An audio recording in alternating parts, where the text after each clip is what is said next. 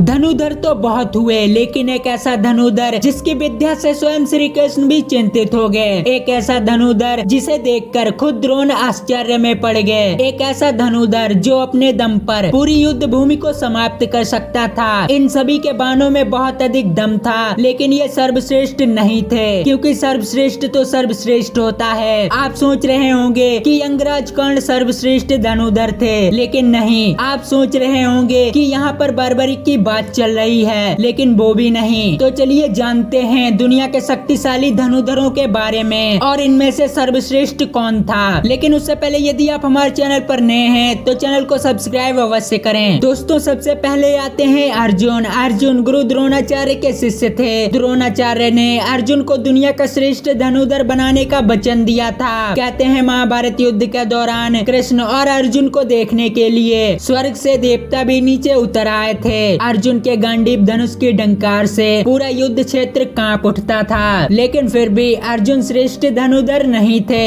एकलव्य। दोस्तों, गुरु द्रोण की मूर्ति बनाकर मूर्ति के समक्ष एकलव्य ने धनुष विद्या सीखी थी। गुरु द्रोण को जब इस बात का पता चला कि एकलव्य अर्जुन से श्रेष्ठ धनुधर है, तो उन्होंने एकलव्य से पूछा कि तुमने ये धनुर्विद्या किससे सीखी है। इस पर एकलव्य ने कहा, गुरुवर, मैंने आपकी ही मूर्ति के समक्ष ये विद्या हासिल की है। इस बात पर गुरु द्रोण ने एकलव्य से कहा, तब तो तुम्हें मुझे गुरु दक्षिणा देनी चाहिए। और गुरु द्रोण ने दक्षिणा में उनका अंगूठा मांग लिया। इस तरह एकलव्य ने गुरु द्रोण को अपना अंगूठा दे दिया। बर्बरीक। दोस्तों, बर्बरीक के बारे में कौन नहीं जानता, जो घटोत्कच के पुत्र थे और उन्हें वरदान के रूप में 3 अमोघ बाण प्राप्त हुए थे। वे अपने 3 बाणों के दम पर पूरी युद्ध भूमि को एक पल में समाप्त कर सकते थे, लेकिन श्री कृष्ण ने उनसे पहले ही उनका सिरदान में मांग लिया, जिसके चलते वे महाभारत युद्ध में हिस्सा नहीं ले सके। बर्बरीक के उन 3 बाणों का कोई काट नहीं था, लेकिन इसके बावजूद भी बर्बरीक दुनिया के श्रेष्ठ धनुधर नहीं थे। महारथी कर्ण। वैसे तो महाभारत काल में सैकड़ों योद्धा हुए, लेकिन कहते हैं कि युद्ध में कर्ण जैसा कोई धनुधर नहीं था। कवच और कुंडल नहीं उतरते तो कर्ण को मारना असंभव था। दोस्तों, कर्ण बेशक महाभारत काल के श्रेष्ठ धनुधर थे। कर्ण के अर्जुन और एकलव्य से श्रेष्ठ धनुधर होने का प्रमाण ये है कि कर्ण के तीरों में इतनी ताकत थी कि जब वे तीर चलाते थे और उनका तीर अर्जुन के रथ पर लगता था, तो अर्जुन का रथ कई दूर पीछे खिसक जाता था, क्योंकि कृष्ण ने अर्जुन से कहा था, जिस रथ पर मैं और हनुमान जी विराजमान हैं, इस रथ को किसी तरह पीछे नहीं ढकेला जा सकता। लेकिन महारथी कर्ण ने इसे पीछे ढकेल दिया। अब बात करते हैं लक्ष्मण की। दोस्तों, राम के छोटे भाई लक्ष्मण को कौन नहीं जानता। लक्ष्मण ने अपने तीर से रेखा खींच दी थी। उस रेखा में इतनी ताकत थी कि उसके उस पार कोई नहीं जा सकता था। लक्ष्मण की धनुष विद्या के चर्चे दूर दूर तक थे। शास्त्रों के अनुसार लक्ष्मण को श्रेष्ठ धनुधर माना गया है। लक्ष्मण ने राम रावण युद्ध के दौरान मेघनाथ को हराया था, जिसने युद्ध में इंद्रदेव को परास्त कर दिया था, इसलिए मेघनाथ को इंद्रजीत भी कहा जाता है। फिर आते हैं भगवान श्री राम। कहते हैं एक बार भगवान श्री राम को समुद्र पार करने का कोई मार्ग नहीं समझ में आया, तो भगवान श्री राम ने समुद्र को अपने तीर से सुखाने की सोची और उन्होंने अपनी तरकस से एक बाण निकाला। तभी समुद्र से देवता प्रकट हो गए और वे राम से प्रार्थना करने लगे। भगवान श्री राम को सर्वश्रेष्ठ धनुधर माना जाता है। हालांकि उन्होंने अपने धनुष और बाण का उपयोग बहुत मुश्किल वक्त में किया। वहीं इसके बाद आते हैं भगवान शिव। दोस्तों, भगवान शिव दुनिया के सर्वश्रेष्ठ धनुधर में पहले नंबर पर आते हैं, क्योंकि संपूर्ण धर्म, योग और विद्याओं की शुरुआत भगवान शिव से होती है और उनका अंत भी उन्हीं पर होता है। भगवान शिव ने जिस धनुष को बनाया था, उसकी डंकार से बादल फट जाते थे, पर्वत हिलने लगते थे,